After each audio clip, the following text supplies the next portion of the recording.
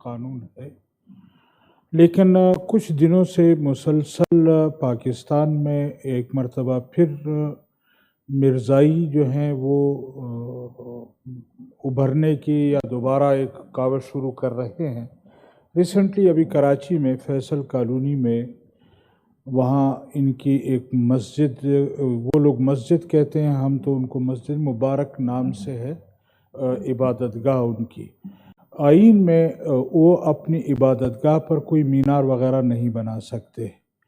اور وہاں پر انہوں نے باقاعدہ اس پر مینار بنایا، پھر کچھ نوجوان گئے، انہوں نے وہ مینار گرایا ہے۔ تو ایک مرتبہ پھر وہاں ایک ایسی، میں تو یقیناً ان مجاہدین کو یا ان لڑکوں کو شاباش دوں گا جنہوں نے آئین پاکستان کے تقدس کو بحال رکھا اور وہ مینار گرا دیا ہے، لیکن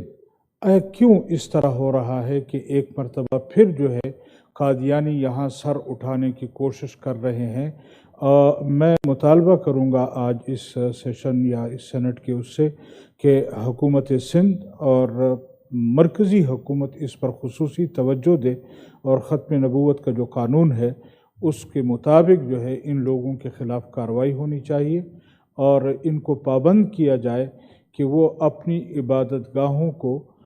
اس پر مینار نہ بنائیں، اور جو قانون اور آئین کے مطابق ہے اس کے مطابق عمل کریں۔ یہ ہماری مرکزی حکومت کی اور ہماری صوبائی حکومتوں کی ذمہ داری ہے۔ تھینک یو جی، thank you senator Behramand Tangi صاحب۔